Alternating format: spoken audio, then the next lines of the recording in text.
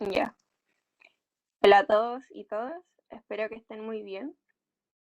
El video de hoy se trata de la solución de la guía número 7, como pueden ver por el título. Esta guía se trató de estimación de máxima verosimilitud. Era una guía igual un poco larga, especialmente como en el último ejercicio. Así que en honor al tiempo, vamos a empezar el tiro.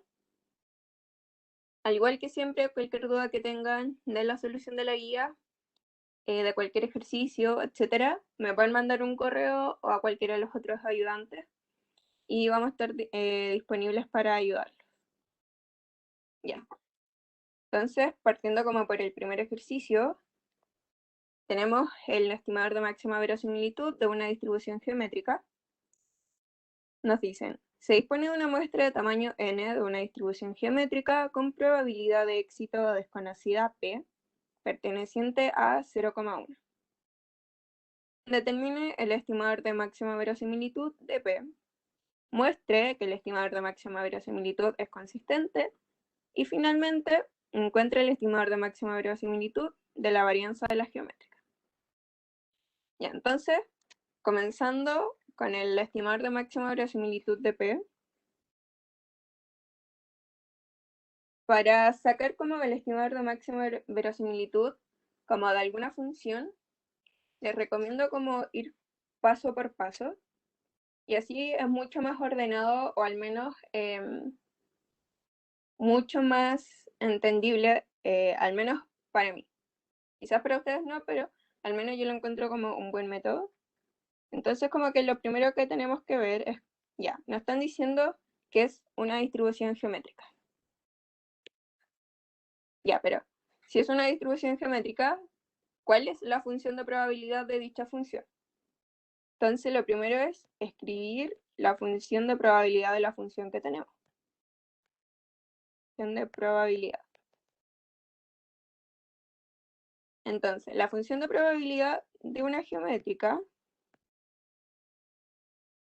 dado que el parámetro, o sea, la probabilidad de éxito es p, va a ser igual a p por 1 menos p elevado a x. Ya. Luego, el paso número 2 es calcular la densidad conjunta de dicha función.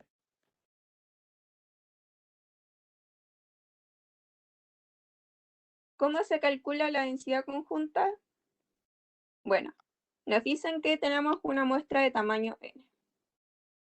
Entonces, básicamente la densidad conjunta es nuestra función de probabilidad aplicada como al tamaño de la muestra, que es n.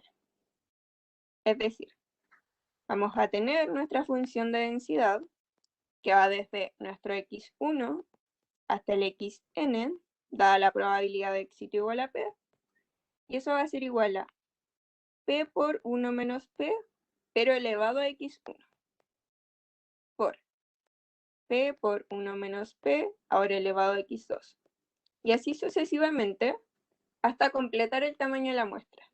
En este caso, el tamaño de la muestra es n, es decir, nuestro último término es xn, por ende va a ser p por 1 menos p elevado a xn.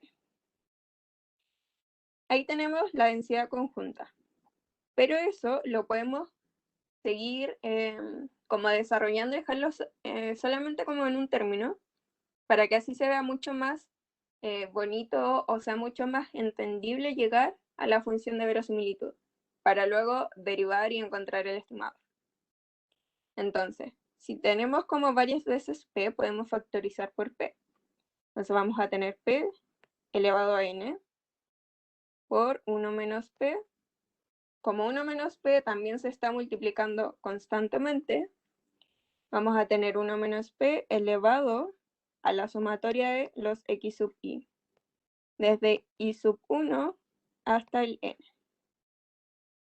Por lo tanto,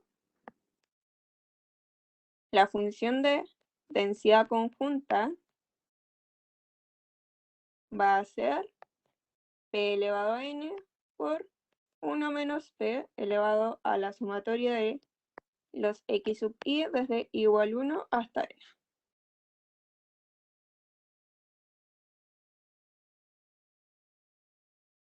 Ya, ahí tenemos una parte. Luego, tercer paso.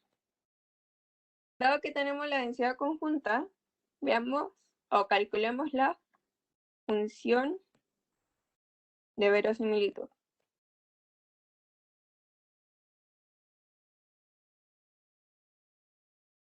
Ya. La función de verosimilitud es todo lo, como por notación, lo contrario a la función de densidad. Si la función de densidad estábamos hablando que teníamos n como un tamaño de muestra n, o sea, desde el x1 hasta el xn, y todos con probabilidad p, acá va a ser todo lo contrario, va a ser p dado y tenemos todos los x. Y eso va a ser igual a lo que habíamos calculado de la función de densidad anterior. P elevado a n por 1 menos p elevado a la sumatoria de los x sub i desde igual 1 hasta el n. Ya, ahí tenemos la función de verosimilitud, que es solamente reescribir lo de arriba, pero escribiendo bien esta parte, que es totalmente lo opuesto a lo de acá arriba. Luego, el cuarto paso va a ser aplicar logaritmo natural a la función de verosimilitud, A3. ¿Y esto para qué? Porque aplicándole logaritmo natural a la parte de arriba, al momento de querer derivar, va a ser mucho más fácil derivar como la suma del logaritmo a que estar derivando esta multiplicación, que más encima está elevado como a una sumatoria. Entonces aplicamos logaritmo natural, nos va a quedar logaritmo natural de nuestra función de máxima verosimilitud. Va a ser logaritmo natural de p elevado a n más logaritmo natural de 1 menos p elevado a la sumatoria de los x sub i. Esto lo podemos volver a reescribir como n por logaritmo natural de p más la sumatoria de los x sub i desde igual 1 hasta n por logaritmo natural de 1 menos p. Y ahí tenemos nuestra función log verosimilitud.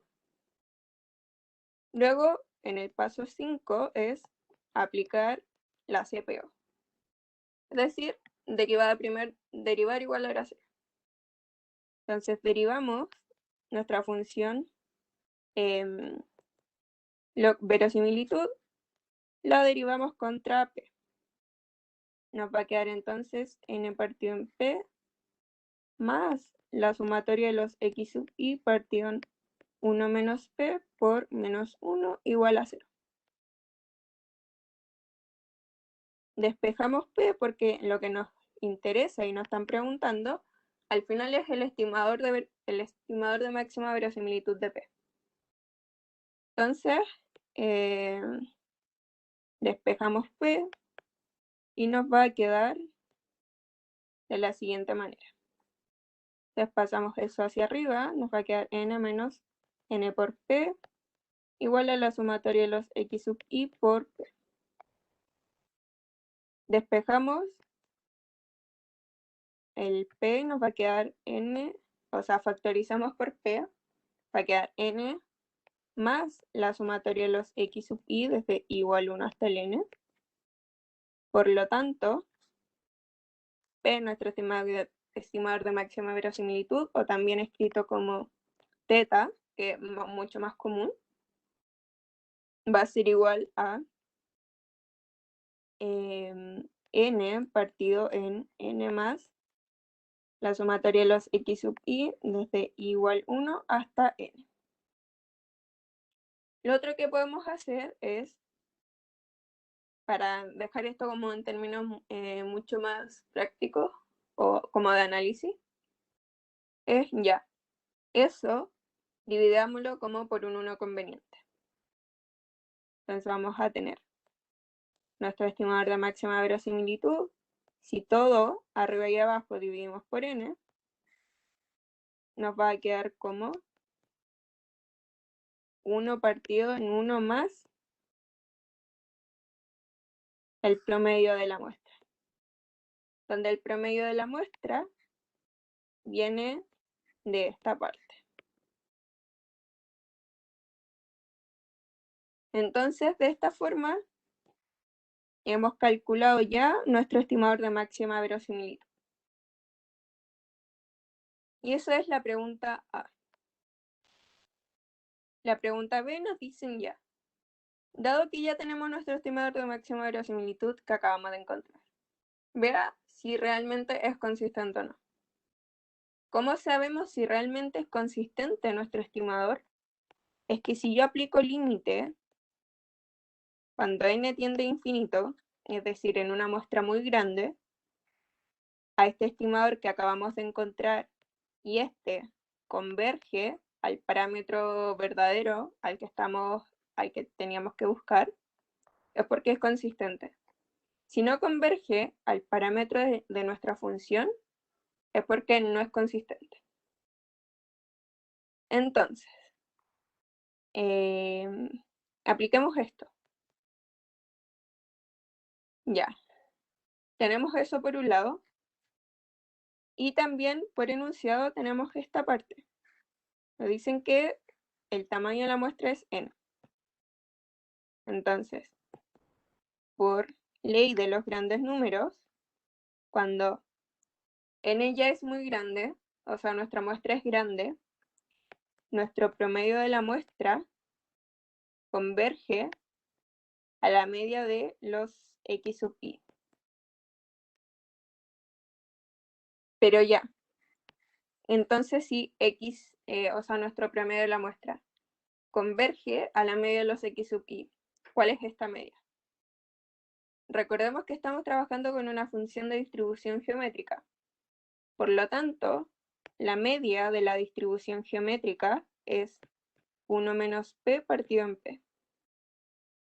Por lo tanto, por ley de los grandes números, vamos a tener que x n es nuestro promedio muestral, o sea, de la muestra, converge a mu. Por ende, vamos a tener que el estimador va a ser igual a 1 partido en 1 más mu, donde este mu antes correspondía al promedio de la muestra. Entonces, calculemos el límite.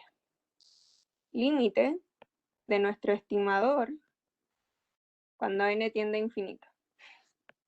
Es decir, el límite de 1 partido en 1 más 1 menos p partido en p cuando n tiende a infinito.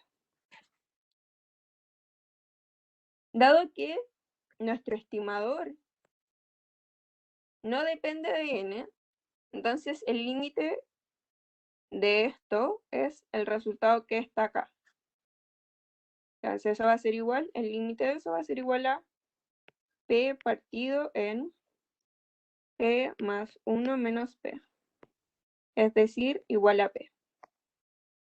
Por lo tanto, el límite de nuestro estimador cuando n tiende a infinito es igual a p.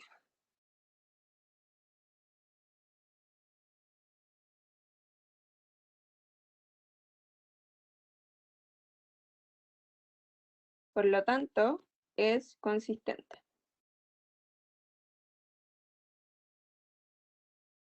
Ya. Tenemos la A y la B.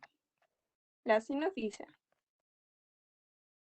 encuentra el estimador de máxima verosimilitud de la varianza de la geométrica.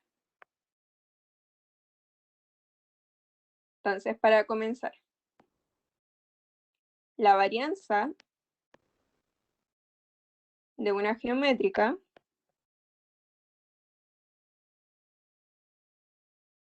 es 1 menos p partido en p cuadrado.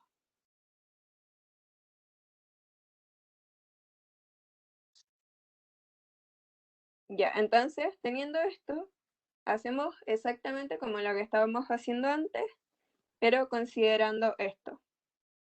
Que ahora nuestro estimador va a ser lo que está acá arriba. Dado que acá encontramos que era consistente, es decir, dado que nuestra muestra es grande, nuestro estimador converge a P, entonces vamos a tener que 1 menos P partido en P cuadrado va a ser igual a 1 menos nuestro estimador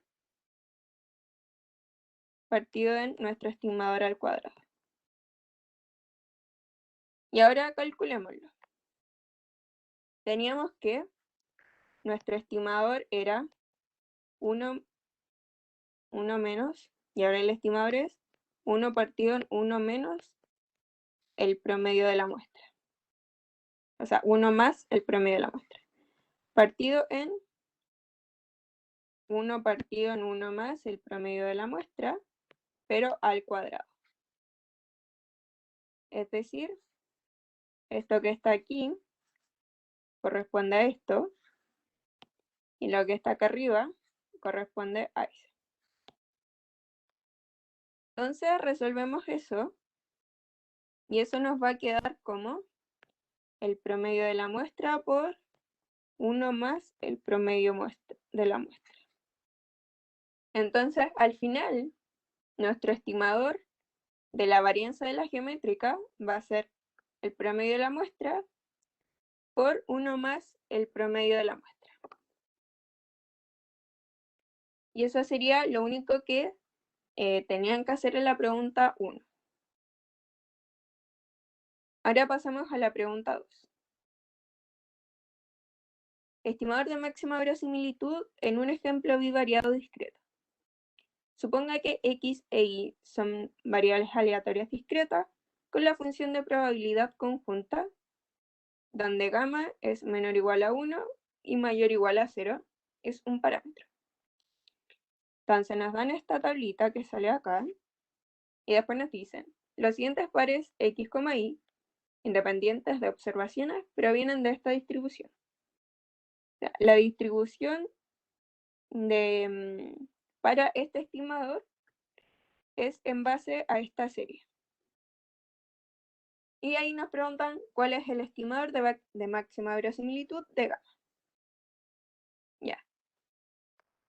¿Cómo calculamos esto? Porque comparándolo con el ejercicio anterior, en el ejercicio anterior nos daban la función. Nos decían como que era una función de distribución geométrica. Pero aquí no nos están dando la distribución, sino que nos dicen, o sea, como una función, sino que nos dicen como que esto proviene como de una distribución que se basa en estos pares de X, Y. Por lo tanto, vamos a tener que nuestra función de verosimilitud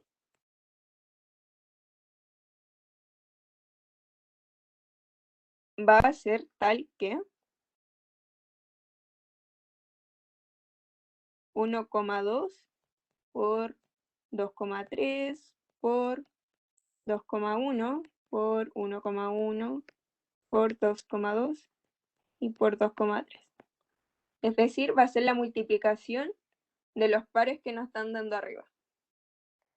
¿Cómo calculamos esos pares? Bueno, nos dicen que los pares se distribuyen o los pares se conforman como X, Y. Por ende, si tenemos el par 1,2, entonces va a ser el X igual a 1, X igual a 1 e igual a 2. Por lo tanto, va a corresponder a ese término. Entonces sería 1 menos gamma partido en 6. Después por, ahora el par 2,3. Sería X igual a 2 e igual a 3. Entonces corresponde al término que sale acá abajo. 1 menos gamma partido en 6. Y así sucesivamente con todos los términos. Entonces, el 2,1 va a ser gamma partido en 6, el 1,1 gamma partido en 6, el 2,2 va a ser 2 gamma partido en 3, y el 2,3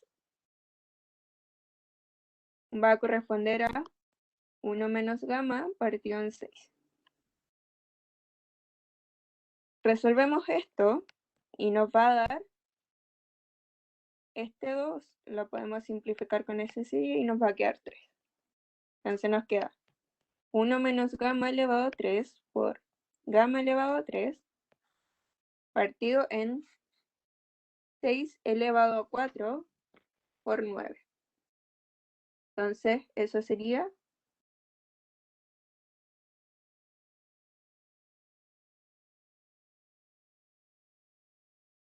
11.664.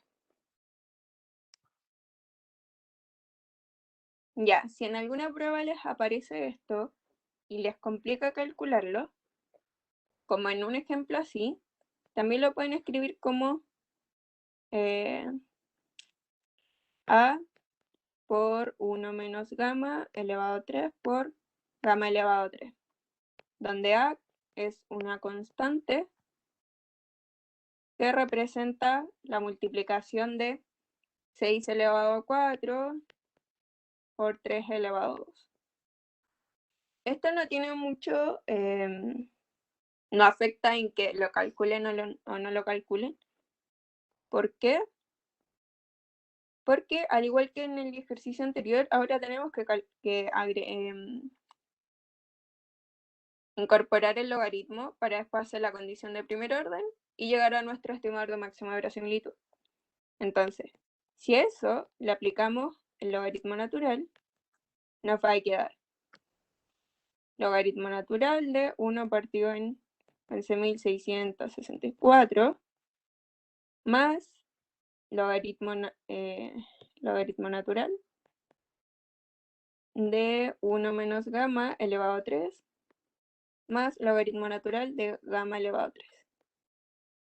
Y eso es lo mismo que logaritmo natural de 1 partido en 11.664 más 3 por logaritmo de 1 menos gamma más 3 por logaritmo natural de gamma.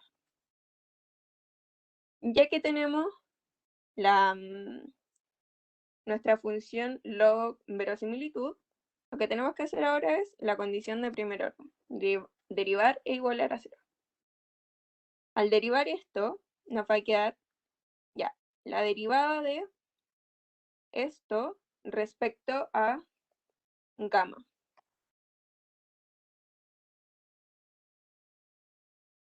Claramente esto, la derivada de esto es 0. Por eso les decía que si ustedes hubiesen colocado una A y no se hubiesen dado la molestia de calcular el 6 elevado a 4 por 3 elevado a 2, hubiese dado exactamente el mismo resultado, ya que su derivada respecto a gamma es 0. Entonces no afecta al momento de sacar el estimador de máxima verosimilitud en este ejemplo. Y entonces esa derivada nos da 0, acá nos daría 3 partido en 1 menos gamma por menos 1 más 3 partido en gamma igual a 0. Entonces después igualamos a 0 y nos va a quedar 3 partido en 1 menos gamma igual a 3 partido en gamma. Y eso sería gamma igual a 1 menos gamma, 2 gamma igual a 1, por ende, nuestro estimador gamma, estimador de máxima verosimilitud de gamma, va a ser 1 medio. Y eso sería todo lo que nos estaban pidiendo en este ejercicio. Lo más complicado era ver que al final nuestra distribución se componía de multiplicar las series que nos estaban dando acá arriba. Las series de 1,2, 2,3, 2,1, etc. Y después el resto ya se hacía de la misma forma que habíamos hecho el ejercicio anterior. Igual, insisto, si tienen dudas de este ejercicio o del ejercicio anterior, nos mandan correo a los ayudantes y ahí les aclaramos todas las dudas. Ya, ahora, Ejercicio número 3. Un exceso de estimadores de máxima verosimilitud. Considera una muestra aleatoria de una Bernoulli con parámetro θ. Θ desde x1 hasta el xn. Por lo tanto, asumimos, o podemos como rescatar como ya desde este enunciado, que la muestra tiene n elementos, donde θ pertenece a omega y donde omega está entre 0 y 1. Es decir, θ es menor a 1 y mayor a 0. Suponga que los x sub i observados son iguales a 0. Entonces tenemos la primera parte en donde todos los x sub i son iguales a 0. Nos piden, determine la función de verosimilitud y grafíquela. Ya la. Solo la función verosimilitud. Ya, ¿cómo teníamos la función verosimilitud? Cuando establecíamos la función de probabilidad de la Bernoulli, después veíamos la densidad conjunta y después teníamos la función de verosimilitud, tal como les enseñé en los pasos en la pregunta número 1. Entonces, tenemos que función de probabilidad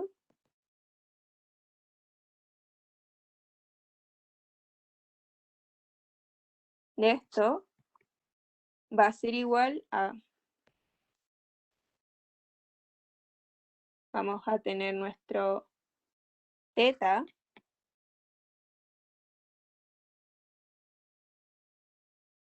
elevado a x por 1 menos θ elevado a n menos x.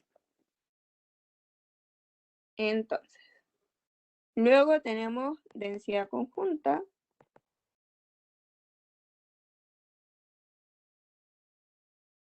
que va a ser nuestra función, evaluando claramente todo el tamaño de la muestra.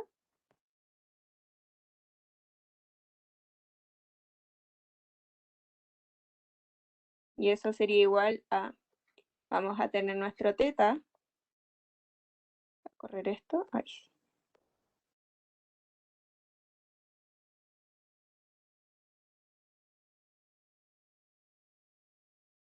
Ahí sí. Entonces vamos a tener θ elevado a x1 por 1 menos θ elevado a n menos x1 por θ elevado a x2 por 1 menos θ elevado a n menos x2 y así sucesivamente hasta tener nuestro θ elevado a xn por 1 menos θ elevado a n menos xn. Eso de nuevo lo volvemos a simplificar. Entonces vamos a tener θ elevado a la sumatoria de los x sub i desde i igual 1 hasta el n por 1 menos θ elevado a n por menos la sumatoria de los x sub i desde i igual 1 hasta el n. Entonces, como para que se pueda ver un poco más bonito, o si es que no les complica, lo pueden dejar así, pueden llamarle como a esta sumatoria una letra cualquiera. Entonces podemos decir, sea la sumatoria desde i igual 1 hasta el n de x sub i igual a z. Entonces vamos a tener que nuestra función de densidad conjunta va a ser igual a θ elevado a z por 1 menos θ elevado a n menos z. ¿Por qué menos z? Porque acá se están restando, porque estamos multiplicando 1 menos θ elevado a n menos x1 por 1 menos θ elevado a n menos x2, después por 1 menos θ elevado a n menos x3. Entonces vamos a tener menos x1 más menos x2 más menos x3, por eso es negativo. Ya. Entonces, tenemos eso, y ahí ya tenemos la función de densidad conjunta. Luego, vamos a tener la función de verosimilitud.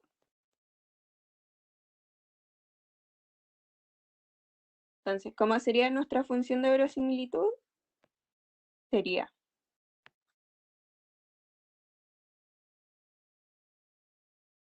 teta elevado a z por 1 menos teta elevado a n menos z.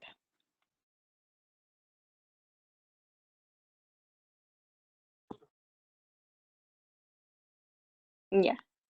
Y como por enunciado, nos decían que en un comienzo tenemos que suponer que todos los x sub i observados son iguales a 0. Por lo tanto, todos los x sub i son iguales a 0. Entonces eso significa que z, que es igual a la sumatoria de los x sub i, es igual a 0. Porque si sumo el 0 n veces, me va a seguir dando 0. Por lo tanto, nuestra función de verosimilitud va a quedar reducida a solamente 1 por 1 menos teta elevado a n. Es decir, a 1 menos teta elevado a n. Graficamos esto y nos va a quedar como una curva estrictamente decreciente, dado que tenemos acá adentro, nos va a quedar como algo así, en donde va a estar desde el 0 hasta el 1. Ya. Algo aquí importante es que, si se fijan, teta es menor a 1, pero mayor a 0. Entonces, quizá muchos, como a la rápida, hubiesen pensado como ya, si es decreciente, podemos ver que el máximo se forma acá. Por lo tanto, nuestro estimador de máxima verosimilitud es 0. Pero no, porque como teta no es igual a 0, entonces el 0 no puede ser su estimador de máxima verosimilitud. Pero lo que sí puede ser es un ejemplo 0,000005. No es 0, pero es cercano a 0. Y ese valor sí lo puede tomar teta. Por lo tanto,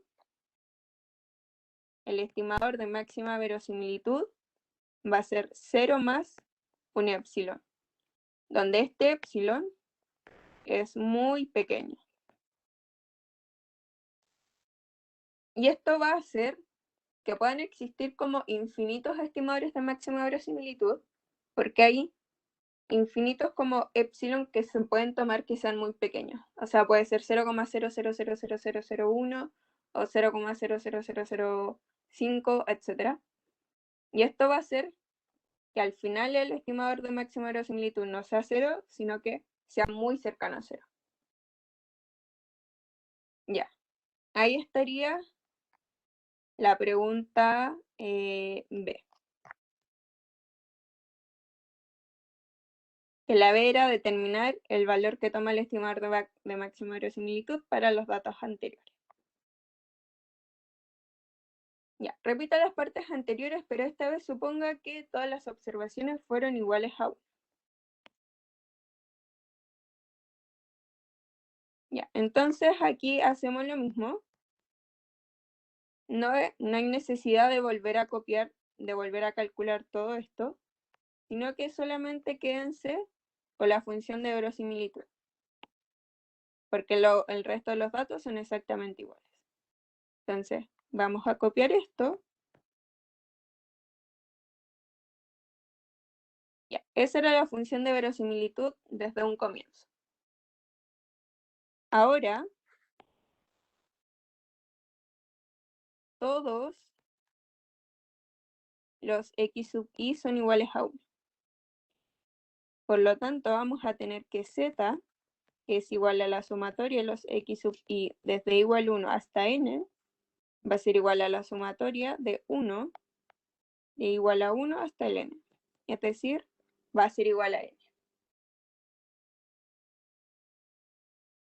utilizando esto que está acá y llevándolo a nuestra función de verosimilitud, nos va a quedar lo siguiente.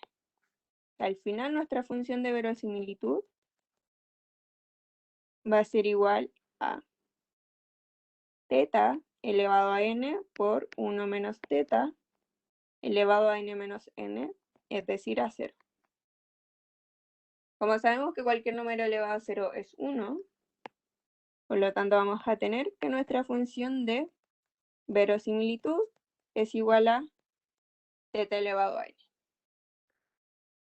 Esto, a diferencia de la anterior, va a ser estrictamente positiva.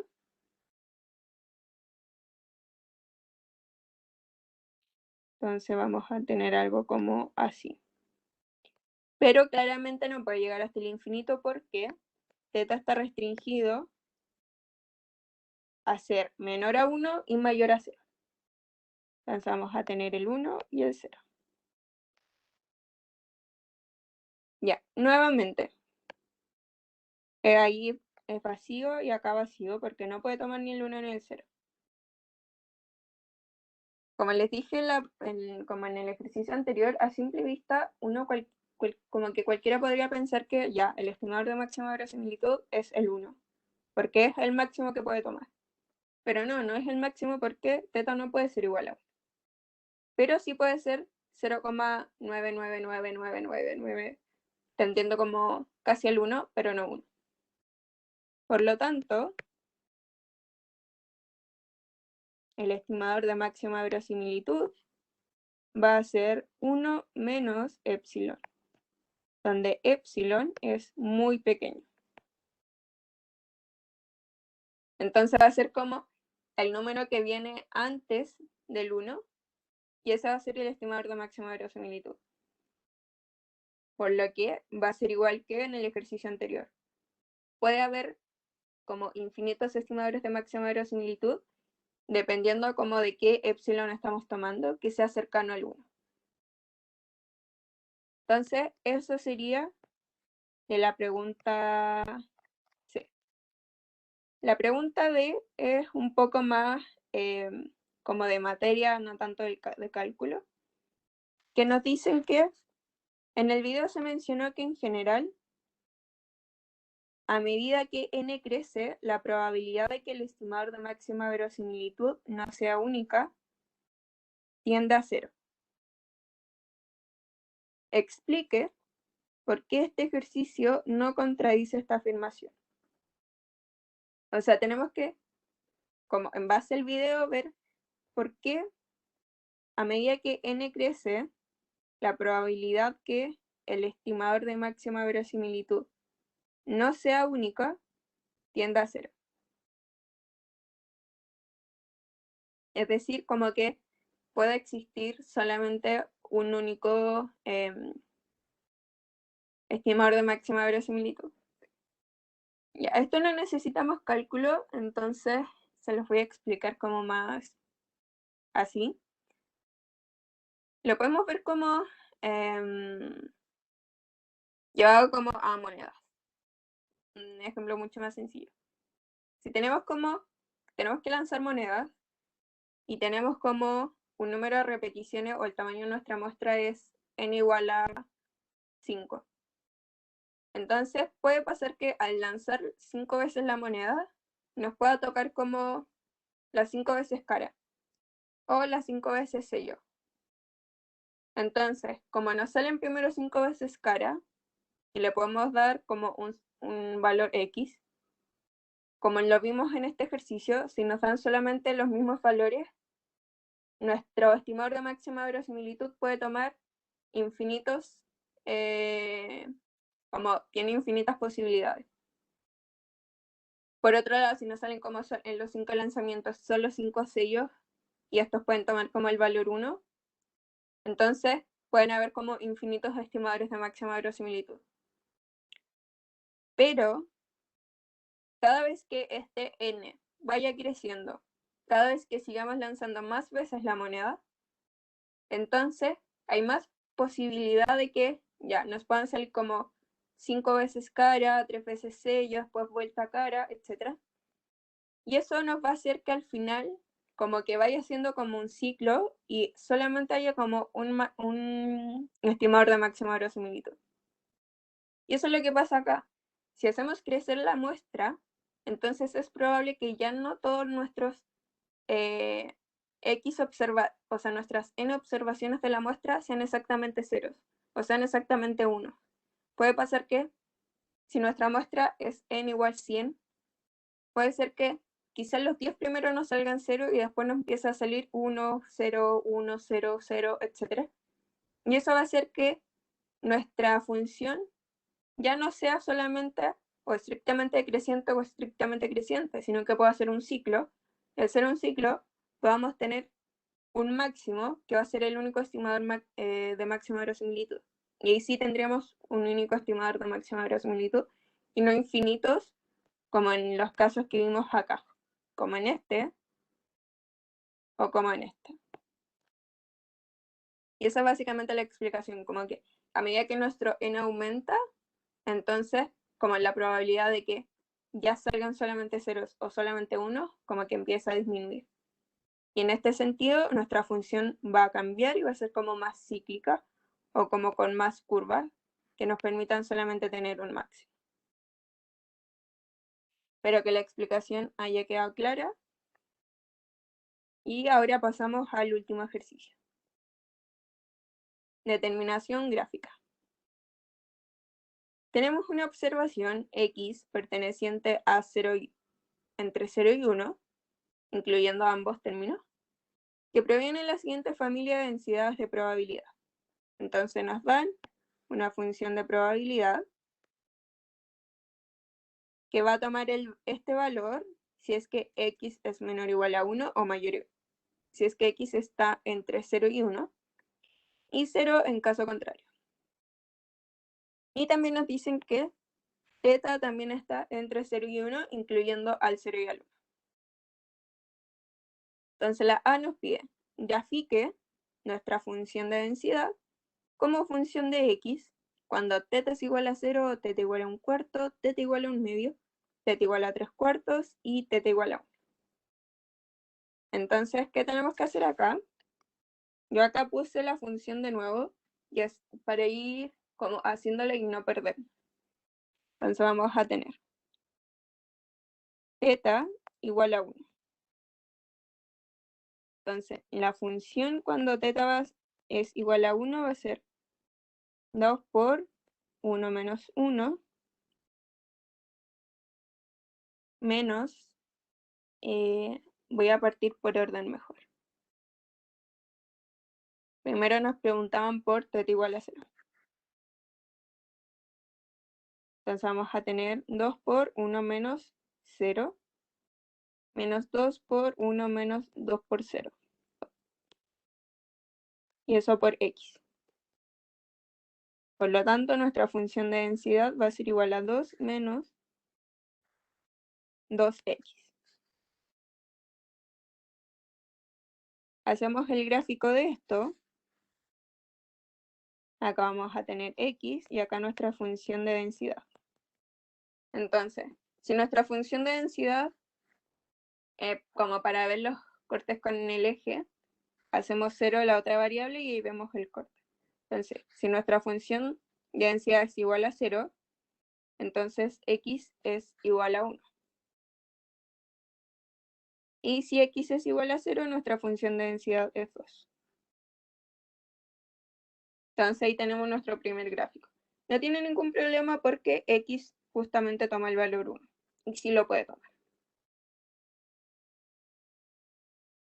Ahora vamos a tener θ igual a 1/4.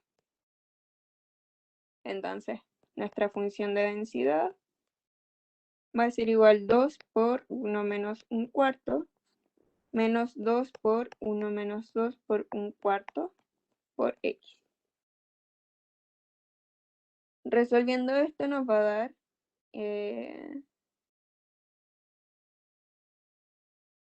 3/4 menos 1/2, 2 por un medio, x. Eso sería 3 medios menos x.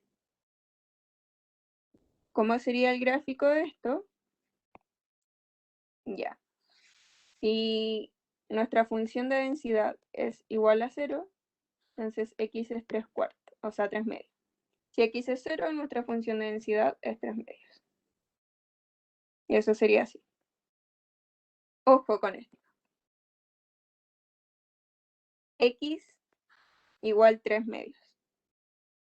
X no puede ser 3 medios porque sabemos que x está restringido en un valor máximo igual a 1. O sea, x tiene que ser menor o igual a 1. No puede ser mayor a 1. Y aquí nos estamos dando cuenta que x es mayor a 1. ¿Qué hacer en estos casos así? Es ya, el máximo valor que puede tomar x es 1. Por lo tanto, f de nuestra función de densidad va a ser igual a 3 medios menos 1. Es decir, 1 medio. Entonces, cuando nuestra función de densidad toma el valor de 1 medio, x va a ser igual a 1. Y solamente nuestra función va a estar definida en este tramo. Hasta ahí nomás va a llegar la función. Y no va a tocar el 3 medios. Ya. Entonces ahí tendríamos hasta θ igual a 1 cuarto. Ahora con θ igual a 1 medio. Con θ igual a 1 medio vamos a tener nuestra función de densidad igual a 2 por 1 menos 1 medio menos 2 por 1 menos 2 por 1 medio por x. Entonces acá va a ser 2 por 1 medio menos 0. Porque acá adentro nos da 1 menos 1 y es 0. Entonces al final nuestra función de densidad va a ser igual a 1. Gráficamente esto se ve así.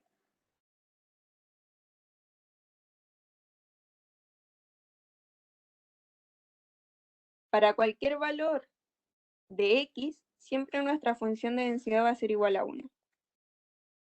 Pero claramente el x está restringido solamente entre 0 y 1. Entonces hasta ahí va a llegar la función, o sea, la gráfica de nuestra función. Luego vamos a tener con θ igual a 3 cuartos. Entonces va a ser nuestra función de densidad.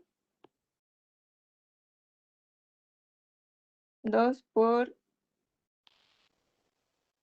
1 menos 3 cuartos menos 2 por 1 menos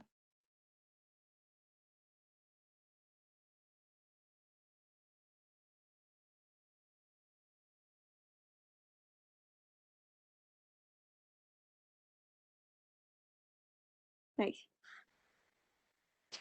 Perdón. Entonces va a ser 2 por, o sea, 2 por 1 menos 2 por 3 cuartos y eso por x. Entonces aquí nos va a quedar 2 por 1 cuarto menos 2 3 medios. Va a quedar 2 medios por x.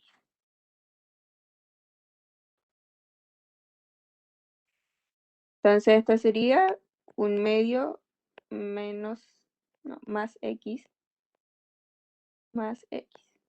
¿Por qué más x? Porque este 2 se nos simplifica con este y nos va a quedar 3 medios. 1 menos 3 medios es menos 1 medio. Menos 1 medio por menos 2 es más 1. Entonces ahí nos quedaría con pendiente positiva nuestro gráfico. Donde acá tenemos las x y acá nuestra función de densidad. Entonces, parte desde 1 medio. Ese es el corte de nuestro gráfico. 1 medio y el máximo que puede tomar ya sabemos que es 1. Entonces en 1, nuestra función de densidad va a ser 1/2 más 1, es decir, 1,5, 3/2. Ahí estaría la gráfica cuando θ toma el valor de 3/4. Y finalmente vamos a tener para θ igual a 1. Hacemos nuestra función de densidad, que va a ser 2 por 1 menos 1, menos 2 por 1 menos 2 por 1, x. Es decir, va a ser 0 menos 1 menos 2 es menos 1 por menos 2 más 2, x. Entonces la función va a tomar el valor de 2x. Entonces, aplicando como los conocimientos de mate, sabemos que esta función pasa por el origen. Entonces va a ser desde el origen y su valor máximo va a ser claramente con x igual a 1. Si x toma el valor de 1, entonces la función toma el valor de 2. Y ahí estarían los gráficos de la pregunta número 1. O sea, de la pregunta A. Luego nos dice, denotamos por L de θ, x la función de verosimilitud de θ cuando se observa x. Se tiene que L de θ, x es igual a la función de densidad de θ. Lo que cambia es que se mantiene fijo el segundo argumento y que varía el primer argumento. En el caso de la función de probabilidad, la función de densidad varía x, o sea, la función de probabilidad varía x, mientras que en el caso de la función de verosimilitud se mantiene fijo x y varía θ. Determine y grafique la función de verosimilitud para x igual a 1/3, x igual a 2/3 y x igual a 1/2. Ya, básicamente todo esto, en palabras simples, lo que le decía era como, ya, si tenemos esto, y ahí tenemos que lo que va variando es θ, bueno, ahora lo que va a variar es x. Entonces todos los θ cámbiamelos por x y el x cámbiamelo por θ. Básicamente eso. Tenemos que hacer lo contrario, pero ahora en términos de x. Entonces, la b va a ser.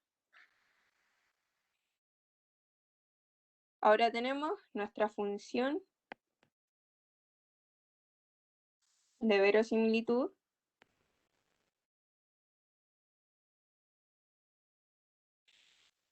sería, ahora es θ, x y va a corresponder a 2 por 1 menos x menos 2 por 1 menos 2x por θ. Entonces, si se fijan, antes lo que era x ahora es θ y lo que era θ ahora es x. Era básicamente la misma función, pero cambió las variables. Entonces, si x es igual a 1/3, hacemos exactamente el mismo análisis que antes. Entonces, nuestra función de verosimilitud va a ser igual a 2 por 1 menos 1/3 menos 2 por 1 menos 2 por 1/3 por θ. Entonces eso va a ser igual a 2 por 2/3 menos 2 por 1/3 por θ. Es decir, 4/3 menos 2/3 de θ. Hacemos el gráfico. Entonces, si θ es igual a 0, nuestra función toma el valor de 4/3. Y acá θ. Ya, si nuestra función es 0, entonces θ va a tomar el valor de 2. Pero teta no puede ser 2, porque teta el máximo valor que puede tomar es 1. Entonces volvemos a hacer lo anterior. Dado que teta el máximo valor que puede tomar es 1, entonces veamos cuál es el valor de la función en 1. Entonces vamos a hacer nuestra función 4/3 más menos 2/3. Y eso es igual a 2/3. Entonces, cuando x es 1, la función toma el valor de 2/3. Por ende, solamente va a estar restringida en este espacio. ¿Y por qué no como restringiéndola? Porque si no hacíamos esto, el valor de teta iba a ser 2. Y sabemos que teta no puede ser mayor que 1. Es lo que pasaba acá cuando teta era igual a 1/4. Entonces acá si x es igual a 1/3, solamente está restringida la función en el tramo sobre los 2/3. Ahora tenemos que hacer exactamente el mismo análisis, pero cuando x es igual a 1/2. Entonces, si x es igual a 1/2, vamos a tener nuestra función de verosimilitud, que va a ser de la siguiente manera. 2 por 1 menos 1/2, menos 2 por 1 menos 2 por 1/2 por teta. Entonces aquí sería 2 por 1/2 menos 0. Entonces eso va a ser igual a 1. Al igual que arriba, la función de verosimilitud siempre va a tomar el valor de 1, independiente del valor que tome x. Pero, como sabemos, solamente x, el máximo que puede tomar es 1. Entonces solamente va a estar restringida en esta parte. Y de esta forma ya tendríamos el x igual a 1 y el x igual a 1/3. Nos estaría faltando qué pasa cuando x es igual a 2/3. Entonces vamos a tener nuestra función de verosimilitud, que va a ser 2 por 1 menos 2/3, menos 2 por 1 menos 2 por 2/3 por teta. Entonces eso es igual a 2 por 1/3 menos 3 menos 1/3 más 2/3 por teta. Eso sería 2/3 más 2/3 teta. Vemos que tiene pendiente positiva, por ende nuestra función va a ser con corte en el eje en 2/3, entonces va a partir desde los 2/3 hacia arriba, con un máximo, como ya sabemos, que teta puede tomar el valor de 1. Entonces ahora tenemos que ver cómo ya. Sabemos que teta el máximo valor que puede tomar es 1. Entonces con 1, ¿qué valor toma nuestra función? Entonces, si x es igual a 1, la función toma el valor de 4/3. Y ahí estarían todos los gráficos que necesitaba.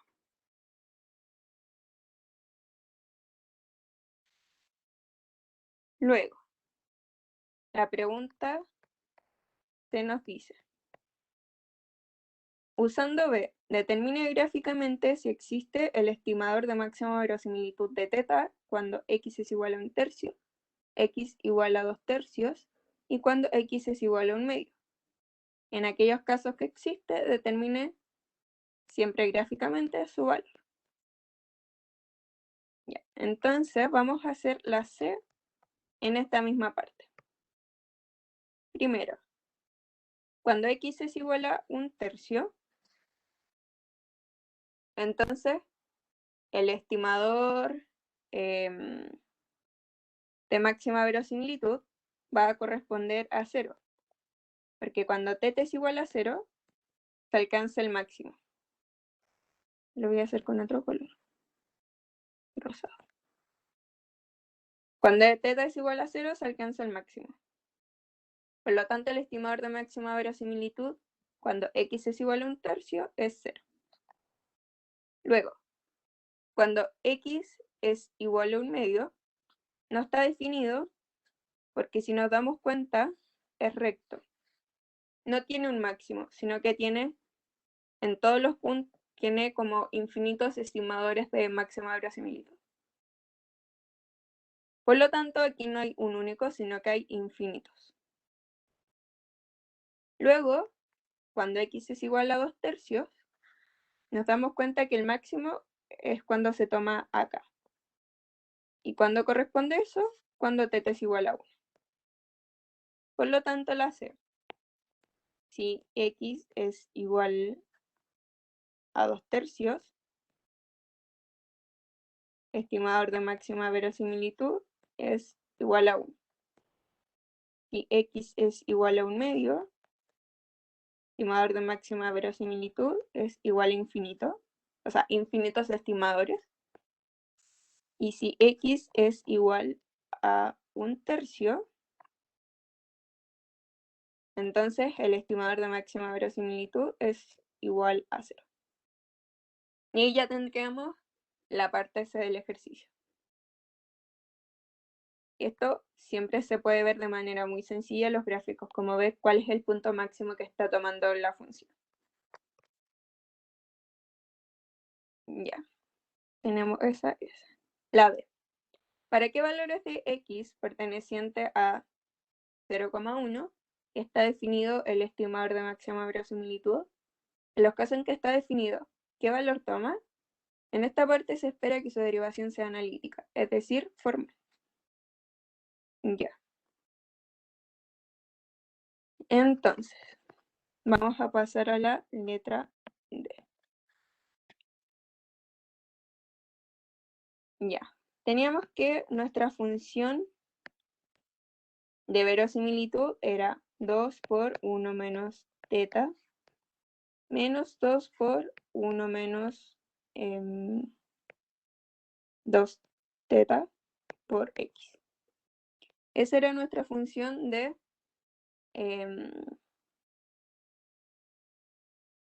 verosimilitud. No, era al revés. Ahí. Ya. ¿Cómo lo podemos escribir para hacer este análisis? Es tomando como ya. Sea esto como un b o como y menos x o mθ. Entonces al final nuestra función de verosimilitud va a ser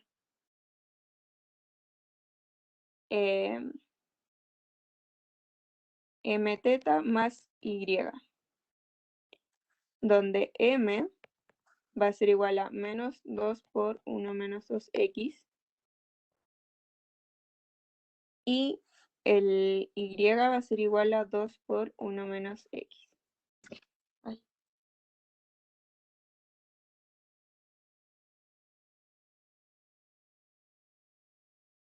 Ya, entonces tenemos esto,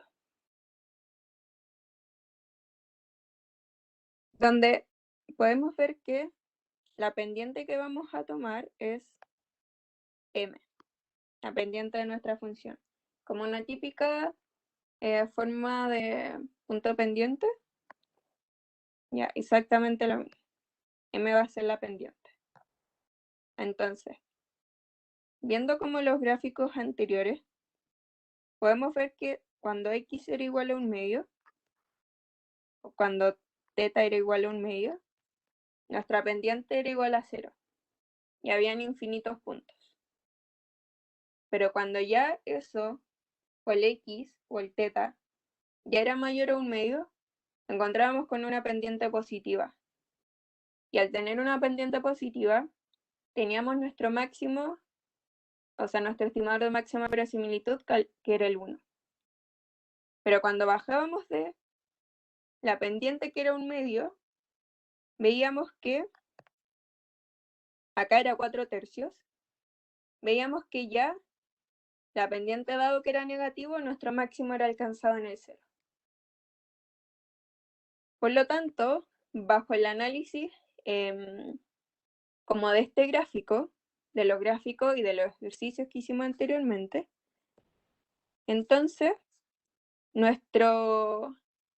como nuestra función va a ser 0, nuestro estimador de máxima verosimilitud va a ser 0 si x es menor a 1/2.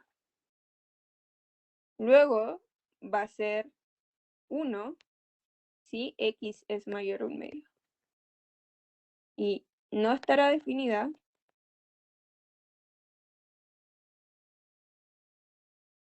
cuando x es igual a 1/2. ¿Y por qué esto?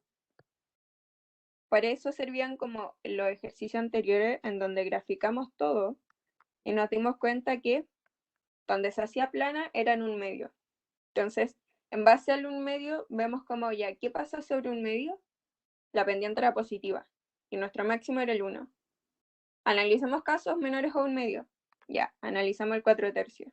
La pendiente negativa, máximo, estimador de máxima verosimilitud, el 0. Y así, si añadimos como otro valor mayor a 1/2, o sea, menor a 1/2, nos vamos a dar cuenta que la pendiente va a ser negativa y por ende, de nuevo va a ser el estimador de máxima verosimilitud, el 0. Entonces, con eso bastaba. Ahora la E. Grafique el estimador de máxima verosimilitud como función de x. Entonces, la E, tenemos que graficar esto. ¿Cómo es esto? Entonces, vamos a tener 0, 1/2 y el 1. Entonces, ¿qué pasa cuando x es igual a 1/2? No está definido nuestro estimador de máxima verosimilitud. Por lo tanto, ahí no se define nada. Pero cuando x está entre 0 y 1/2, está definido en esa parte. Y después, cuando x toma un valor mayor a 1/2, entonces el estimador de máxima verosimilitud es igual a 1. Y acá es igual a 0, en este tramo.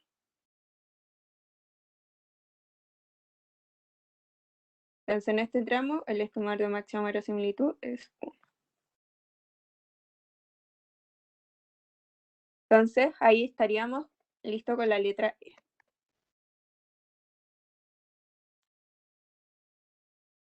Ya, en las partes anteriores, usted obtuvo que el estimador de máxima verosimilitud de teta viene dado por esto, donde encontramos que el estimador de máxima verosimilitud va a ser 1 en caso de que x sea mayor a 1/2 y 0 en caso en que x sea menor a 1/2. Muestre que nuestro estimador sigue una distribución de Bernoulli y obtenga una expresión para la probabilidad de éxito correspondiente, la cual dependerá de este teta que teníamos acá. Ya, esta es la letra F.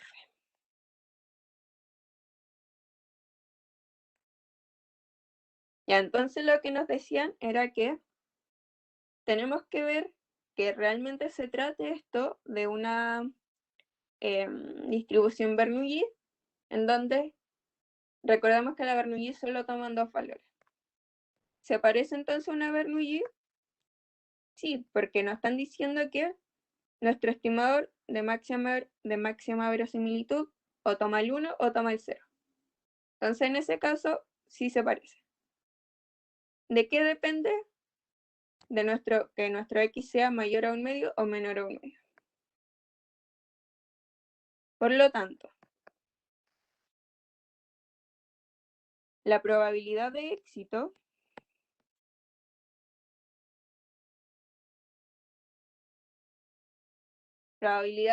es decir, que tome el valor 1, va a ser la probabilidad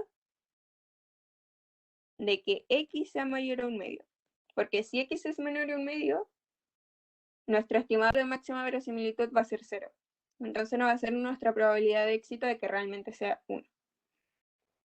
Entonces, como x es mayor a 1/2 y no es discreto, sino que puede tomar cualquier valor entre 1/2 y el 1, entonces va a ser, tenemos que calcular esta probabilidad mediante integral. Y va a ir desde 1/2 hasta el 1. ¿Por qué hasta el 1? Porque sabemos que x está definido entre 0 y 1. Y esto de nuestra función que teníamos antes. Ya. Y ahora calculamos eso. Entonces va a ser la integral de 1/2 hasta 1 de 2 por 1 menos teta menos 2 por 1 menos 2 teta por x, y todo eso de x. Esto es mucho más fácil como verlo separando la integral, o al menos para mí es mucho más fácil verlo al tener todo separado. Entonces va a ser la integral desde 1/2 hasta el 1 de 2 por 1 menos teta de x menos la integral de 1/2 hasta 1 de 2 por 1 menos 2 teta x de x. Entonces, como aquí no depende este término, no hay x, entonces su integral va a ser 2 por 1 menos teta x. Si derivamos esto respecto a x, nos da el término de acá. Y eso lo tenemos que evaluar desde 1/2 hasta el 1. Menos. Acá sí está el x metido, entonces hacemos la integral de eso. Va a ser 2 por 1 menos 2 teta x cuadrado partido en 2. Y eso evaluado desde 1/2 hasta 1. Se nos cancelan esos dos y nos va a quedar. Aquí evaluamos, siempre evalúo el término superior y lo resto con nuestro término evaluado en el término inferior. Eso va a ser 2 por 1 menos teta por 1 menos 2 por 1 menos teta por 1/2. Menos, término de arriba, 1 menos 2 teta por 1 menos 1 menos 2 teta por 1/4.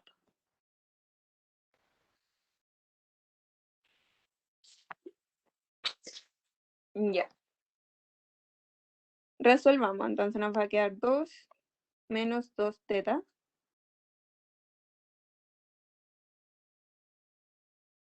este 2 se me cancela con este, me va a quedar menos 1 más teta menos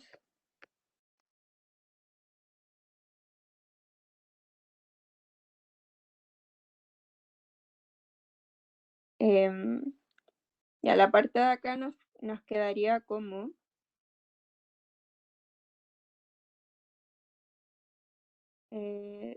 1 menos más 2 teta más 1/4 menos teta medios. Entonces, este se me va con ese, este se me va con esos dos, y me quedaría teta medios. Al juntar ese con este me da teta medios más 1/4. Y eso, si lo factorizo por 1/2, me va a dar teta más 1/2. Porque 1/2 por 1/2 me da 1/4. Entonces, la probabilidad de éxito de esta variable Bernoulli, de que efectivamente el estimador de máxima verosimilitud sea 1, es 1/2 por, o teta medios más 1/4. Y esa sería la letra F. Lo importante de aquí era como ser ordenado y para llegar al resultado. Y recordar integrales también. Ya. La G. Use la F para determinar el sesgo y la varianza de nuestro estimador, ambas como función de teta. Ya, el sesgo es la esperanza de nuestro estimador menos el valor de nuestro estimador. Sabemos que cuando es incejado, esa resta es 0. Entonces tenemos que ver cuál es el sesgo. AFG. Entonces, vamos a tener como B teta el sesgo.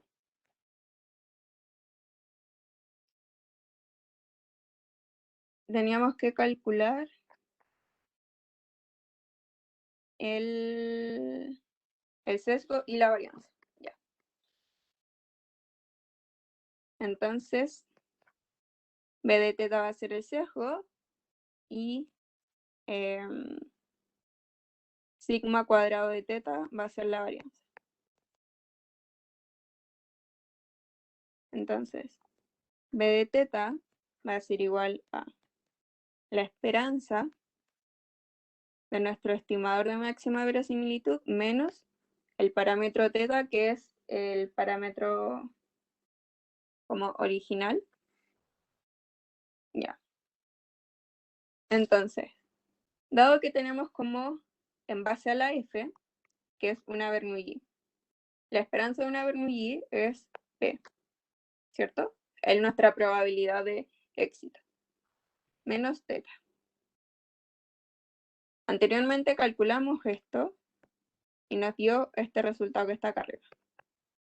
Entonces, nuestro sesgo al final va a corresponder a P, que nuestra probabilidad de éxito es igual a 1/2 por teta más 1/2 menos teta. Es decir, 1/2 teta menos teta más 1/4. Y eso es igual a menos teta medios más 1/4. Es decir, 1/2 por 1/2 menos teta. Ahí ya tenemos el sesgo de lo que andábamos buscando, nuestro sesgo de teta. Ahora tenemos que ver la varianza. La varianza de teta. Dado que estamos trabajando en base a la F, que era nuestra Bernoulli, entonces la varianza de una Bernoulli es P por 1 menos P.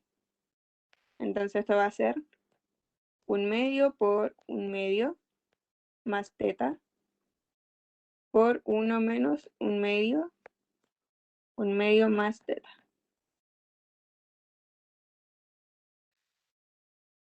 Ya.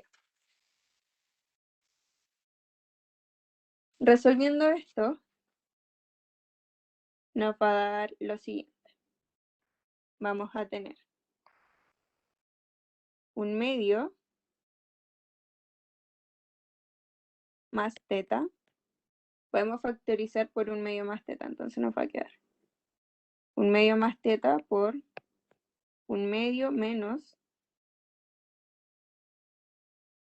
1/4 por 1/2 más teta.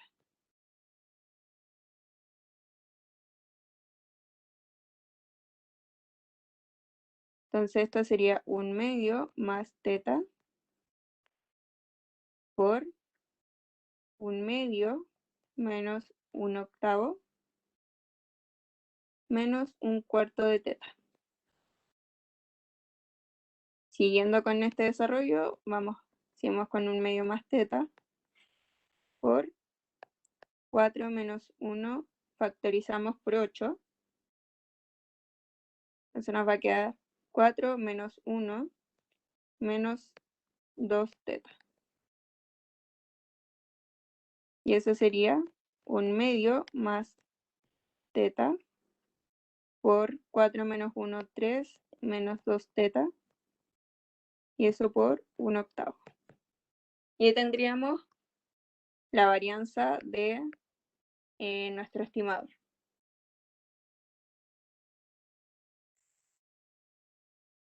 Luego, en la H. Use G para calcular el error cuadrático medio de teta y muestre que su valor no depende de teta. Ya.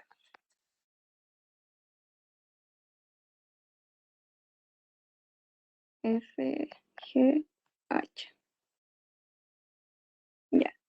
Tenemos que el error cuadrático medio va a ser nuestra varianza del estimador más el sesgo de nuestro estimador, pero al cuadrado. Esto ya lo calculamos y esto también. Entonces vamos a tener 1/2 por 1/2 más teta,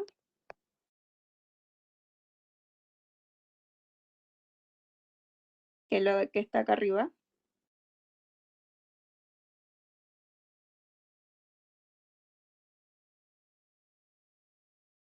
por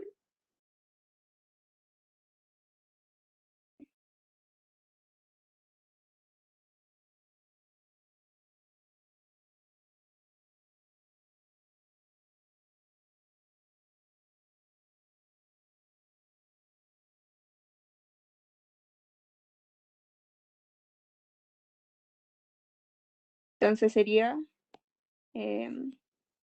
ya 1/2 por 1/2 más teta menos 1/4 por 1/2 más teta al cuadrado.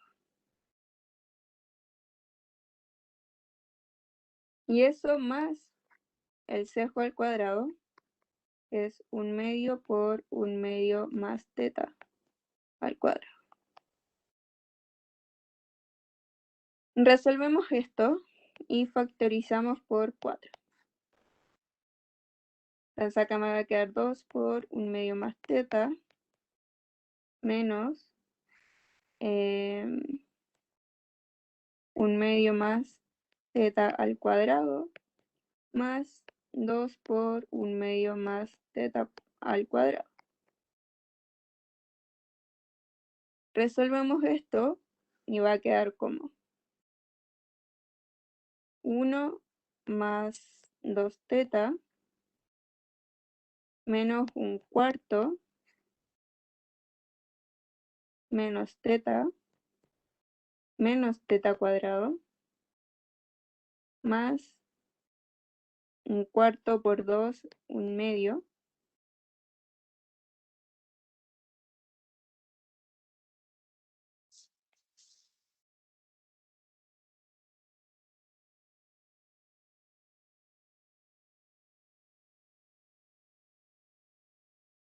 Ah, sí, acá me faltó elevar también al cuadrado el 1/4. Disculpe. Entonces acá va a ser, entonces ahí se me borra este 2. Entonces ahí va a ser 1/4 más teta cuadrado. ¿Qué hice aquí? Resolví cada cuadrada de binomio y esto partido en 4. ¿Por qué partido en 4? Porque factoricé en base a esto.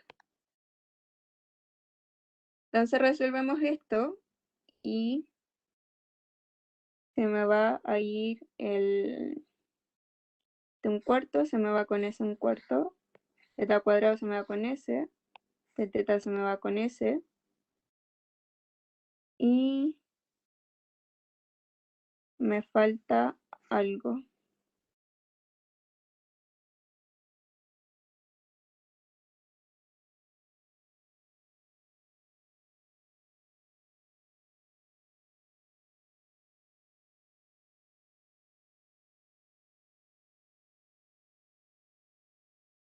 Ya, acá esto,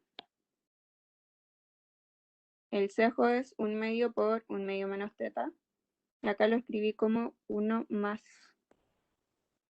Disculpen estos pequeños errores que al final confunden. Entonces sería 1/2 al cuadrado sería 1/4. El doble por ese sería menos teta. Menos teta y teta al cuadrado, teta cuadrado. Entonces ahí tenemos menos 2 teta y se me cancela con más 2 teta. Y ahí solamente nos va a quedar 1/4. Entonces de esta manera el estimador de máxima verosimilitud es 1/4.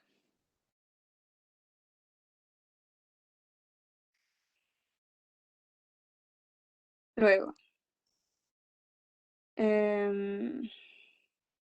considera ahora un segundo estimador de teta, el cual denotamos por teta gorro, o sea, teta bolita. Este estimador es bastante simple, pues consiste en estimar teta por 1/2 independiente del valor observado de x. Entonces, tenemos que volver a encontrar el error cuadrático medio de teta bolita, considerando que teta va a ser 1/2 independiente del valor que tome x.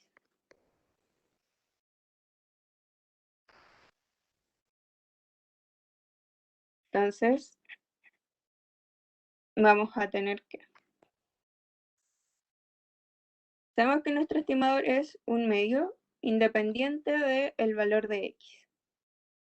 Entonces vamos a tener que el error cuadrático medio de teta bolita va a ser igual a la varianza de nuestro estimador de teta bolita más el sesgo de nuestro estimador teta bolita al cuadrado. Considerando que tenemos un estimador que es una constante. Como sabemos, la varianza de una constante es nula. Por lo tanto, esto aquí va a ser 0. Solamente nos queda encontrar el sesgo, que lo tenemos que elevar al cuadrado.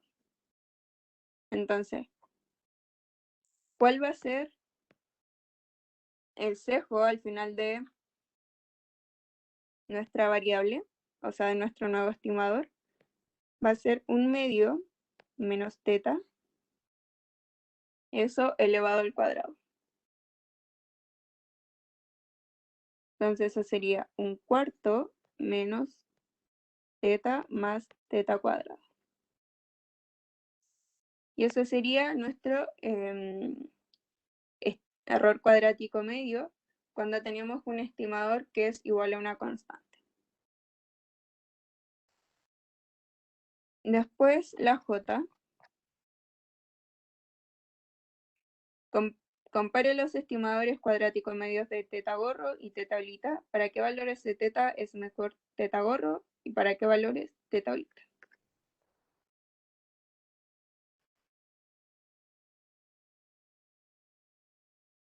Ya, esta sería la J.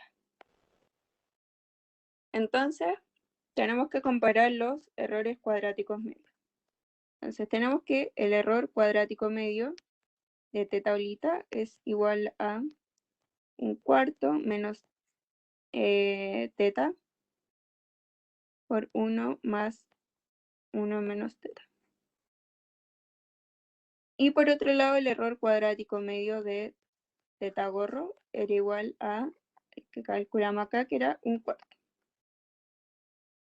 Entonces nos preguntan, ya teniendo estos dos estimadores, la pregunta que nos hacían era, ¿para qué valores de teta es mejor teta gorro? Entonces tenemos que ver para qué valores el estimador cuadrático medio, el error cuadrático medio, perdón, de teta gorro es mayor al error cuadrático medio de teta bolita.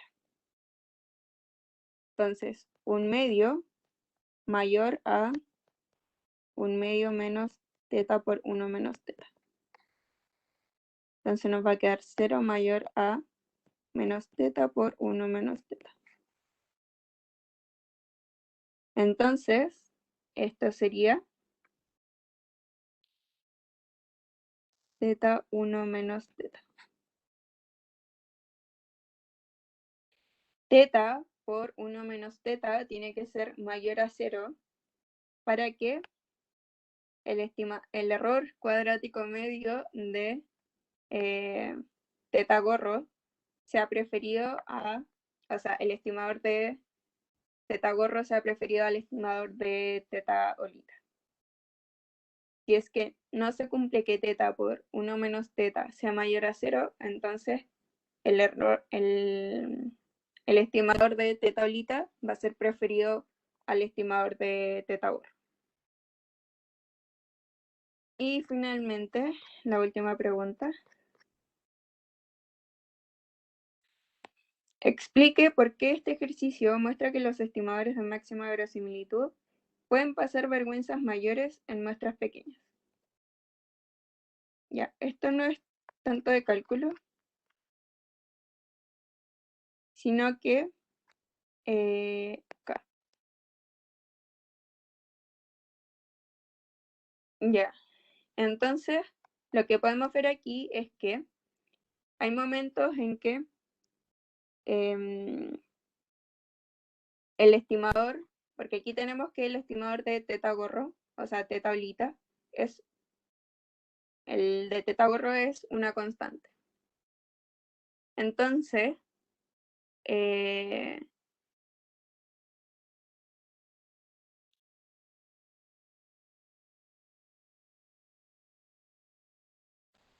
ya, sorry por el desfase, pero me estaban hablando. Y entonces habíamos quedado en la última pregunta en donde teníamos que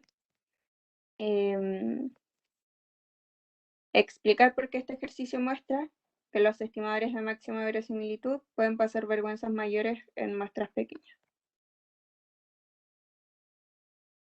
Ya. ¿Qué pasaba en muestras pequeñas? ¿O qué es lo que estábamos viendo acá con los dos estimadores? Es que por un lado teníamos que, cuando tenemos un estimador constante,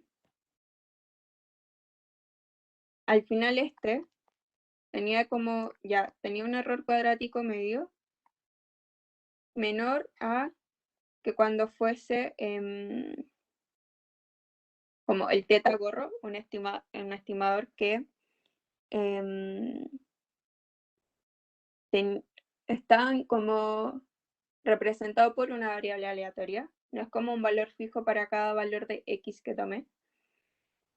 Entonces, la vergüenza que puede pasar es que cuando tenemos como muestras pequeñas, al final como que un estimador que sea fijo o un estimador que sea una constante, como en este caso, no sé, puede ser un cuarto o el valor que les dé, puede ser como este estimador, un mejor estimador que cuando tenemos como variables aleatorias. Entonces, para poder asegurar que un estimador que no sea una constante o que un estimador sea un mejor estimador que una constante, tenemos que asegurar que la muestra sea lo suficientemente grande para que al final nuestro estimador sea mejor y sea consistente y genere eficiencia sintática. ¿Por qué? Como lo consistente lo que vimos como en los primeros ejercicios.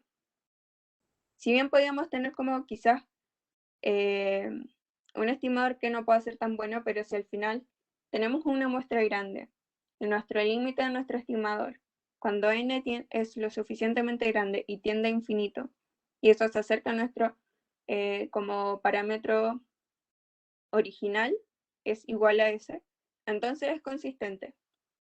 Entonces, por eso necesitamos que sea una muestra lo suficientemente grande para que nuestro estimador sea bueno, independiente como de que no sea una constante.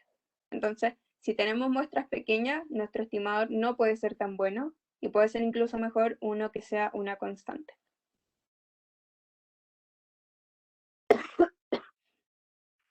Se me secó la garganta tanto hablar. Ya. Entonces, eso sería todo el desarrollo de la guía 6. Espero que la hayan entendido. Cualquier cosa que no hayan entendido, me mandan un correo a mí o a cualquiera de los ayudantes. Y eso, espero que les vaya muy bien en el control y cualquier duda que tengan, nos mandan un correo y eso.